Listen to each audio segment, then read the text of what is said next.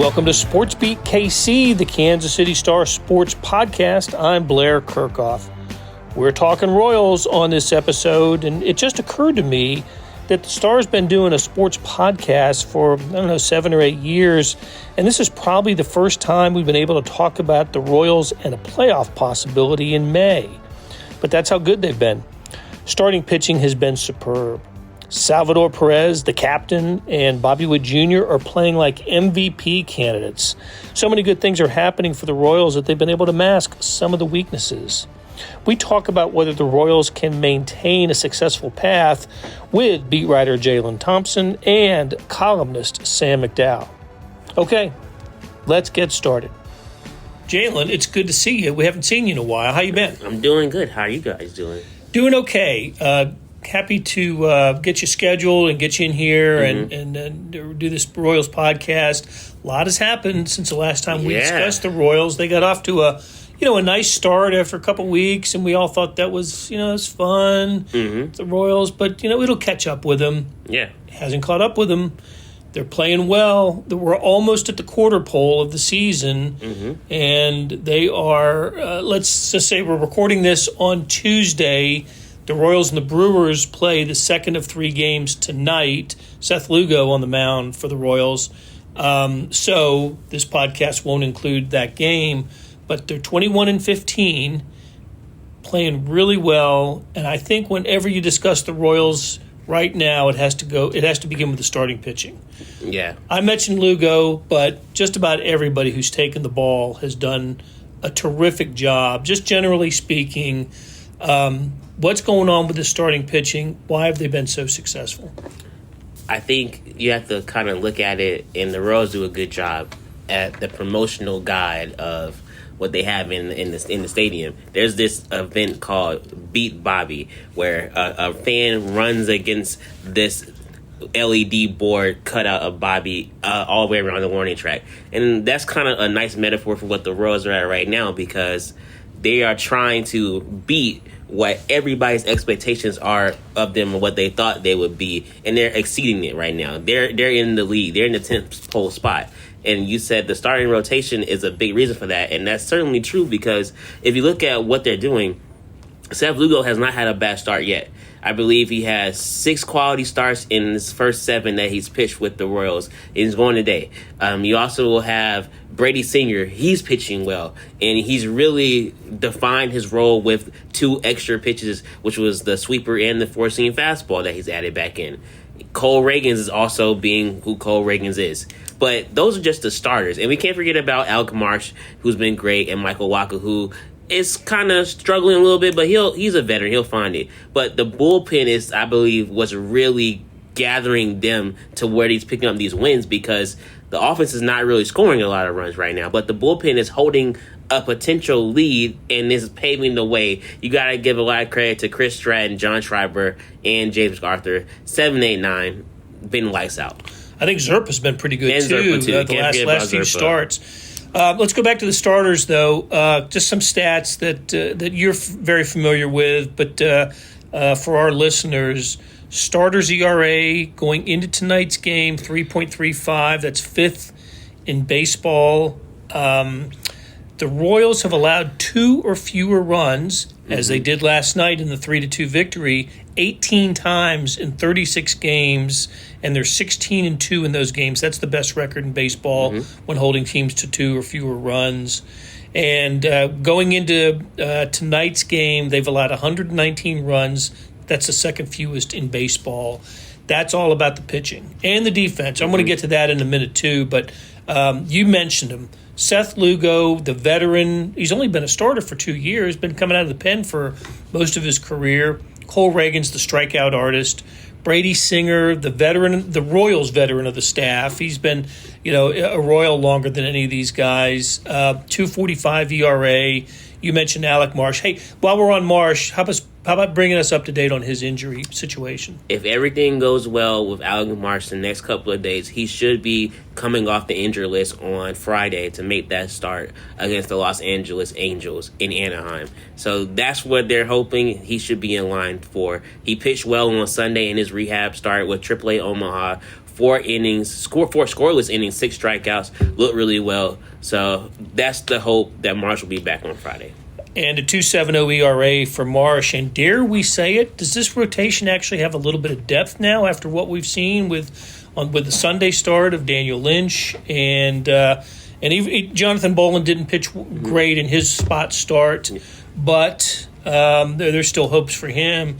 I think it's pretty key that they find some depth because you're not going to go all year with 5 starters making 31, 32 starts apiece. How encouraging it was to see Daniel Lynch throw it as he did on Sunday. It was really big because Daniel Lynch, he missed a significant portion of last season with various injuries. I believe it was his shoulder that was acting up for him. He comes back, and he's pitched a lot. I mean, I think that's something that doesn't go unseen is how much he's pitched this offseason. He pitched in the Arizona Fall League. He pitched in winter ball in the Dominican. He pitched in spring training. Now he's in AAA, and he's really just progressed to a point where he can be that depth piece that you need with the starting rotation because Royals manager Matt Quatrell says it all the time. You're not going to have 5 guys be your starting pitcher. You need everybody. So just to have him, you mentioned Jonathan Bolin, who also, it was his first start at the big league level. He's getting back into it again. And then also can't forget about Anthony Veneziano, who also operates in the bullpen but can be a starter and pitch multiple innings as well. Okay. And let's touch on the bullpen again. Mm-hmm. You've already mentioned it.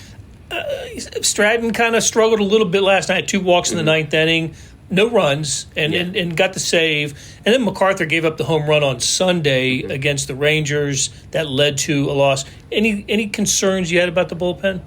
I don't have too much concerns about where the bullpen is at right now. I think Chris Stratton and the walks have been an issue earlier this season. We've seen it on multiple occasions. He has to get that in order. And James MacArthur, he said himself, he left a pitch up and they hit him. They hit it off the foul pole. That's kind of hard to do, hitting something off the foul pole. But I think the bullpen where they have right now with John Schreiber, which I think is the key piece, and you mentioned Angel Zerper as well.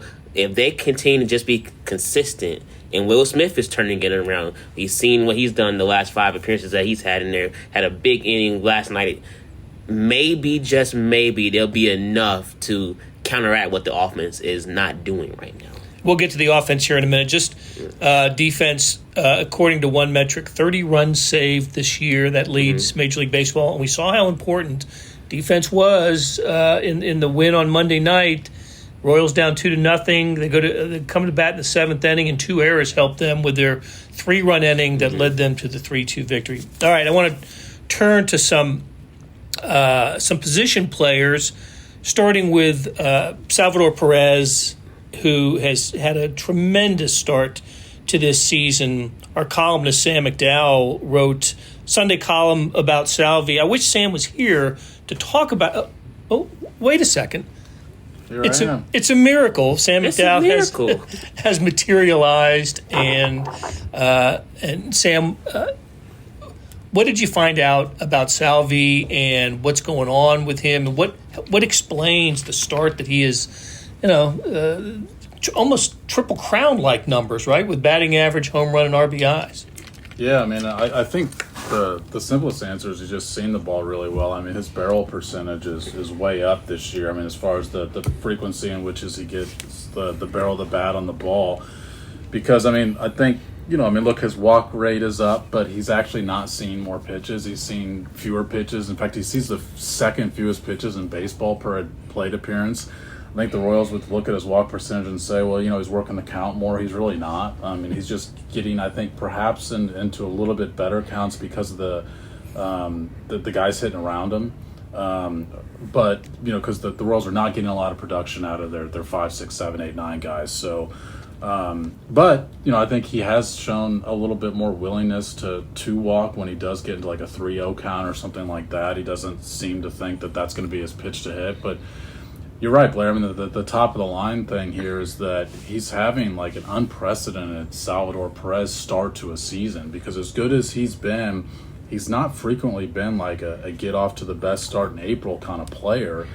And I was more curious to see what kind of precedence there was for this and across baseball, and for catchers, like there's none. I mean, guys, I think let me pull this up, but guys that had hit. Guys 34-year-old catchers, because Salvi turns 34 on, is it Saturday? This I think week, it is. Yeah. So catchers who are age 34 seasons or older who had a better than 804 OPS, on base plus slugging, there's only 2 of them that have ever done it. And ever. And none of them have ever done it. Jorge Posada did it twice. AJ Pierzynski did it once. Only Posada ever posted better than 874. Salvador Perez is like 100 points clear of that right now. And obviously he's not going to finish with these numbers, but it still speaks to the 6 weeks that he's had. I got to think that there's something about being in a winning clubhouse and him being a big part of the of that just has energized him a little bit this year. Absolutely. I mean, we always think about Salvador Perez as the guy that brings energy, but I don't think we ever really look at what's the product of the inverse of what gives Salvador Perez energy. And JJ Picola told me a story last week that he got a text message from Salvador Perez that just said, "I need to talk to you." And his first thought was, "God, what is this about?" And he just called to say how pumped he was about the Royals' off-season moves and their signings. And I asked Salvi about it too, and he said, "Yeah, I mean, it gave him a huge boost seeing what the Royals did because, I mean, look, he's the one guy that has stuck through these past 9 years. Yep. The separation between what was and what the Royals are trying to make current again." And I think there's something to be said for the guy that was willing to do that, but I think sometimes it gets misinterpreted as someone who was okay with going through a rebuild and just losing games. And we all know Salvador Perez well enough to know that is the antithesis of his personality. He's the guy that goes 0 for 4 and they win and he's got a smile on his face. And you need a leader like that in your locker room. But what's also interesting is what we saw on Friday night when he hits a 3-run home run is the Royals are going to play bigger games now than they ever played last year. Tonight's game on a Tuesday night is a bigger game than they played at all last year. And there's going to need to be some tone setters for some big at-bats, some big plate appearances that a lot of these players in this lineup that we're talking about, it's going to be their first time getting in big 8th and 9th inning moments of games that actually matter. No doubt about it. Salvi's still, he's the captain, right? He wears the C, and he's got that corner locker. Probably has an open one next to him. He takes up a lot of space there. 2 almost. right. He's the unequivocal leader of this team. And you see that. Jaylon, you're in the locker room, in the clubhouse every day.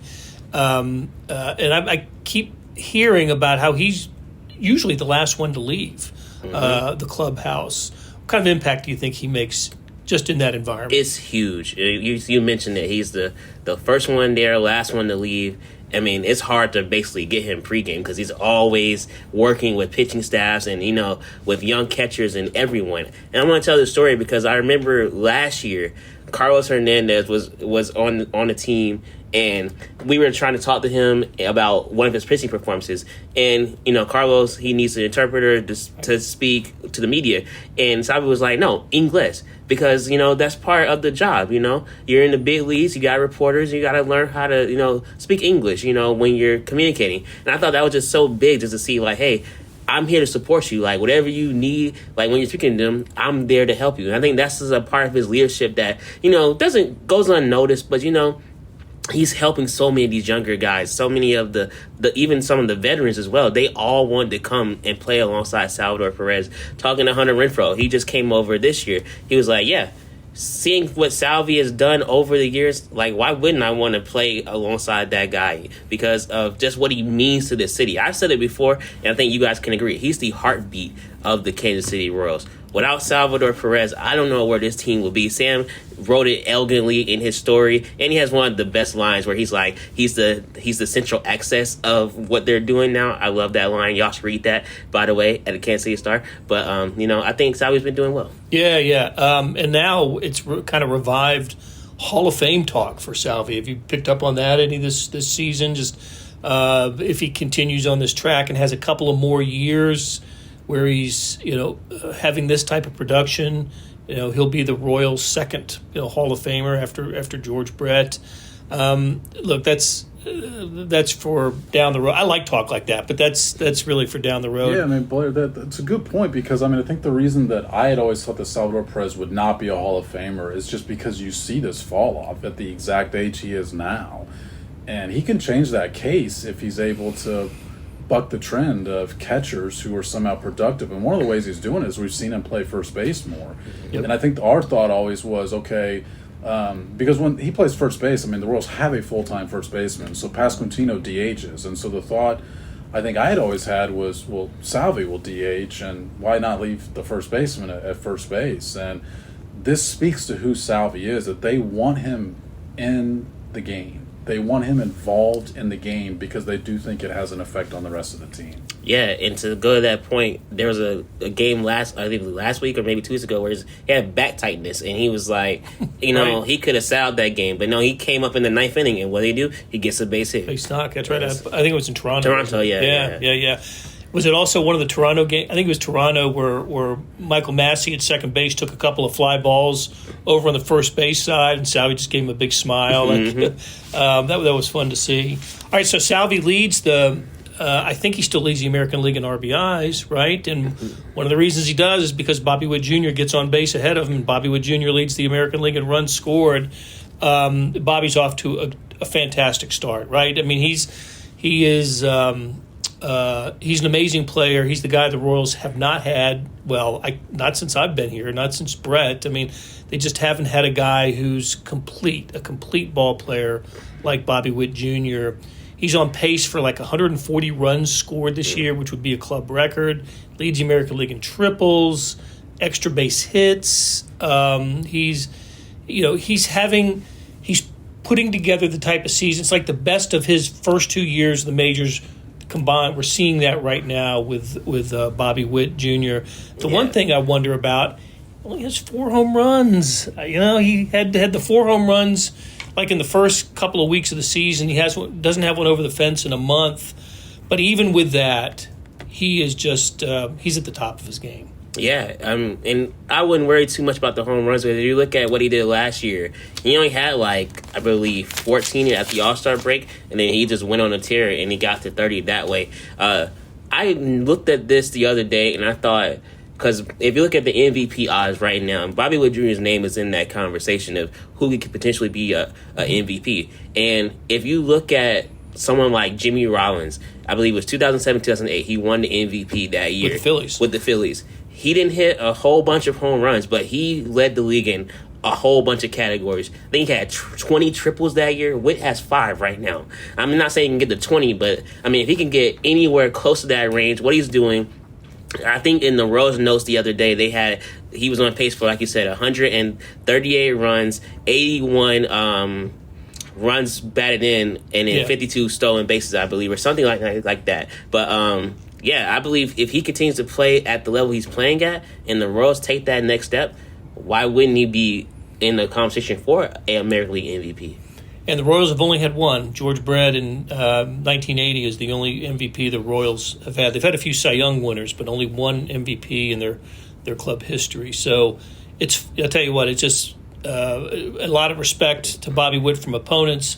He gets intentionally walked probably more than any Royal, doesn't he? It's been the last couple of days we've seen that happen. Yeah, they intentionally walked Bobby Witt Jr. to get the Vinny Pasquantino. Right. It turned out to be a good move because that was Vinny grounded the double play, I believe, right? Okay, I want to talk about a couple other position players that I find pretty curious. First is Michael Garcia. Had that horrendous stretch of non-production at the plate for a few weeks, but he seems to have snapped out of it. He's probably had more multi-hit games than not over the past couple weeks. Has his batting average up in the 230s, I think, when it was way, way down. The Royals kind of stayed with him, even though there was some fan talk about, they need to take the pressure off of him, maybe get him out of the leadoff spot. But the Royals stayed with him, and I've seen some progress from him the last few weeks. Yeah, I think so, too. And to the counter of that is, if you took him out of the leadoff spot, who are you going to put up? That's right. There's no obvious candidate. Bobby Witt doesn't want to lead off. No. I think Bobby has to solidify himself as a 2-hitter. And with Michael, it's just a matter of, having the confidence, to hit the ball to all fields. We know he can do that. But sometimes when you're in the heat of battle, you can start pressing a little bit. You might decide you want to pull to ball to the other field, So it's just about staying consistent, staying up the middle with Michael, and he'll be fine. As what the Royals hitting coaches are saying, what Matt Cottrell is saying, everyone, they like what he can do. And that's why he's in that leadoff spot, because he can spray the ball over the field. I think there's one potential option, but he's in Omaha, which is Nick Lofton. I mean, he walks a lot. He sees a lot of pitches. His career on base in the minors is like 360.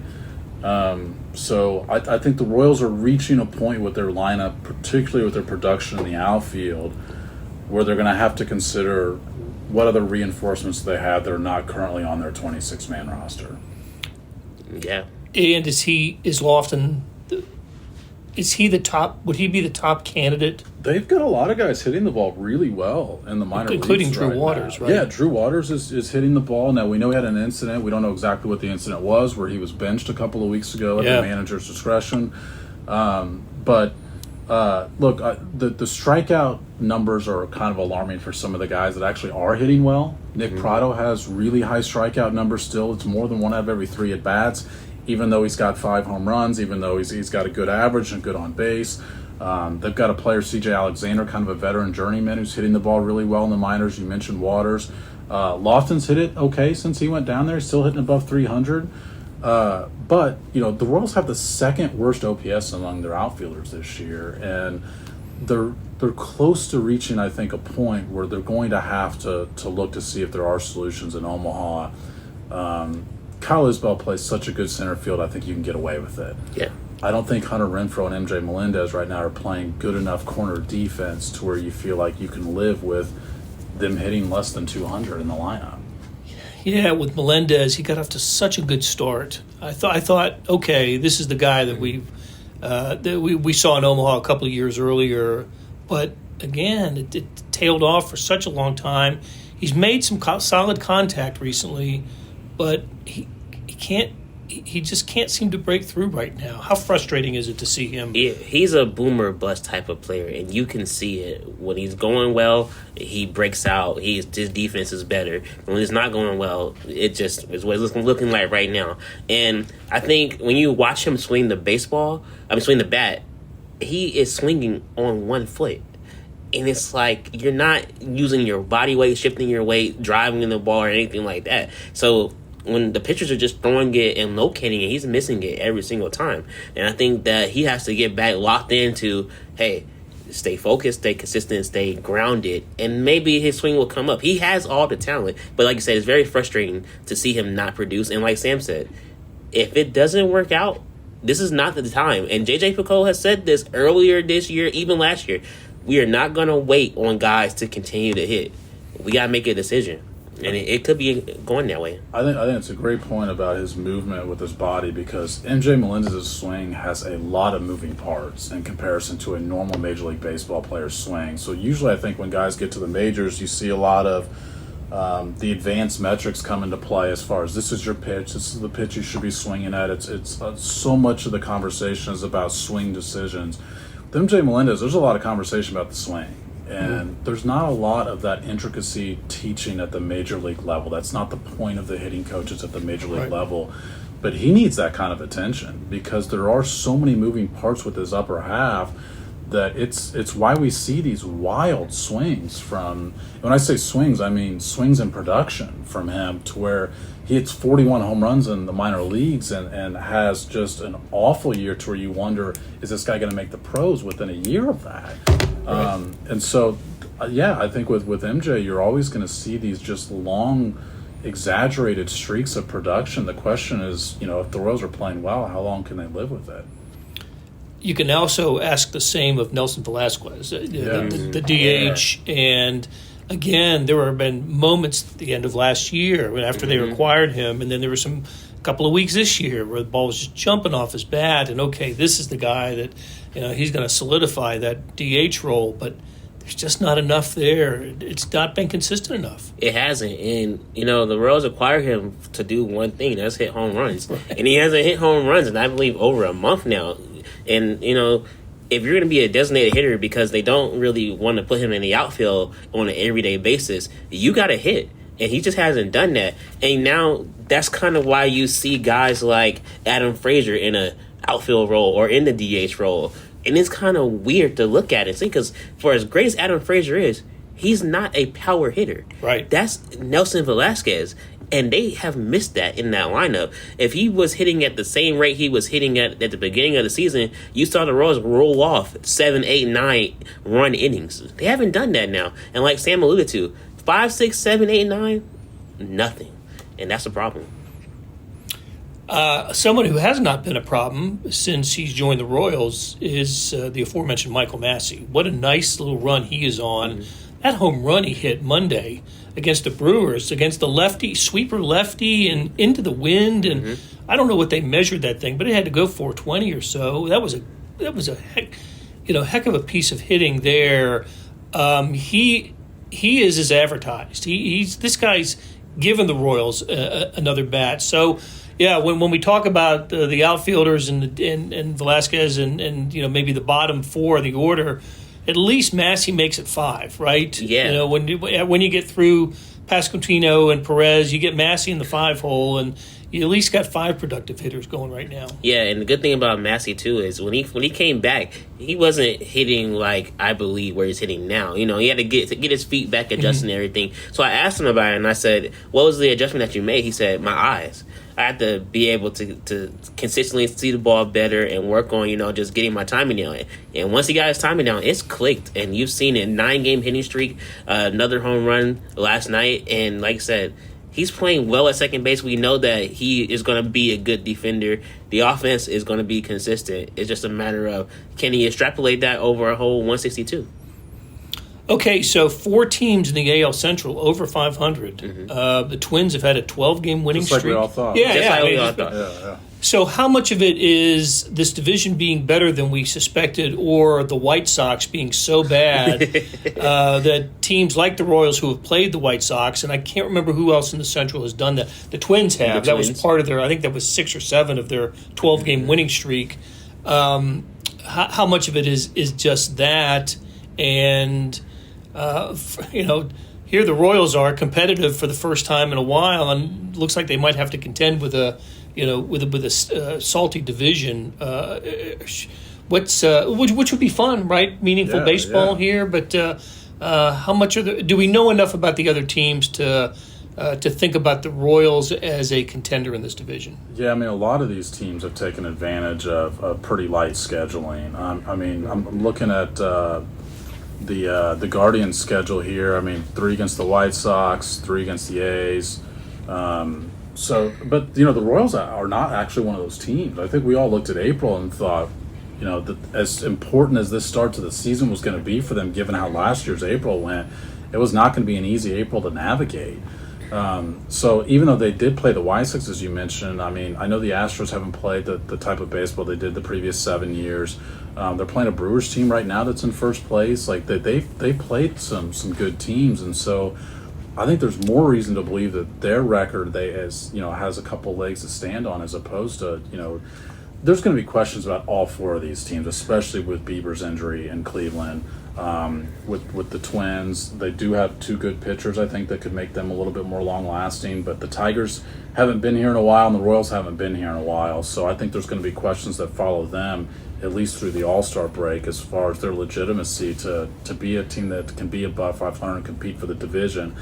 I don't think we're going to see a division winner in the AL Central that what's the standing right now has them above 600 win percent. I don't think we're going to see a team win 95 games out of the AL Central. But we think the Royals are going to be better than their over/under. They're projected with some. They should hit it by about May, right? Yes, a couple weeks away from hitting somewhere in the low to mid 70s, and the BaseballReference.com playoff odds has the Royals as a wild card team right now. That's pretty good stuff. So we'll circle all the way back, Jaylon. Is this sustainable, do you think? Can the Royals keep this up? Can they play good enough baseball for deep into the season to sell tickets in September? If they can continue to play like this, and one thing that is the elephant in the room, injury. Injury has not really hit the team in a way that has hit other teams, like Sam mentioned with Shane Bieber in Cleveland and other places. If they can stay healthy, if they can play at this level, you see they can compete. I know you guys both have children. It's like when your child is learning how to walk. They're waddling a little bit. They're trying to get their balance. I think that's where they are right now. If you see them by the end of June, if they're in it, I believe they're going to do everything they can to try to make that push. And I think that they could be a potential contender for a wild card spot. I think just the one thing that gives me pause is I don't know how sustainable it is the way that they've hit with guys on base compared to the way they've hit with nobody on base. Their OPS with guys on base this year is like 830, and it's second in baseball. With nobody on base, it's 600, and it's fourth worst in baseball. Usually those numbers tend to be the gap between those is much smaller. And so I think if you're looking for which one is going to come down to earth, I think it's more likely to be the way that they've been able to bunch. You mentioned the game last night, Jaylon, that you were at. I mean, the Royals had, at one point, they had a 3-2 lead with 3 hits in the game. That is not a typical recipe for success. The flip side of it is their rotation, I think, is going to prevent these long losing streaks that we're used to seeing in Kansas City, because all 5 guys can win on any given night. And I think it's the reason you guys were talking about Daniel Lynch earlier when I was sitting here. I think it's the reason a guy like that can plug in and have a good day. The pressure is not on him to end a 4-game losing streak, to end a 5 out of 6 skid. He comes into a team that's playing well, and I just think guys being in a different environment is going to allow them to have more success. So I think it's somewhere in between. I don't think that they're going to end up with this win percentage they have because of the bats, but I do think the rotation, just having guys that can win every night and having that relief of pressure will help. Well, at the very least, it's must-see TV. Yeah. Unless you have Comcast or Xfinity. Well, and we mean that in the nicest possible way. We're not trying to. I feel bad for you guys that watch the Royals on or don't watch the Royals on Comcast. Or Dish or YouTube TV. Right. It's tough. All right, guys. Thanks a lot. That'll do it for this episode. Randy Mason produced the show. Thanks to him and to our SportsBeat KC staff of Monty Davis, Jeff Rosen, and Scott Chasen. Tip of the cap to Jaylon Thompson and Sam McDowell for sharing their insights. Got a new product for you. It's called Edition. Get updated sports news and figures, including all of our Chiefs, Royals, college sports, and soccer coverage by going to eedition.kansascity.com. Thanks for listening. Join us again soon for another episode of SportsBeat KC, where we talk sports in and around Kansas City.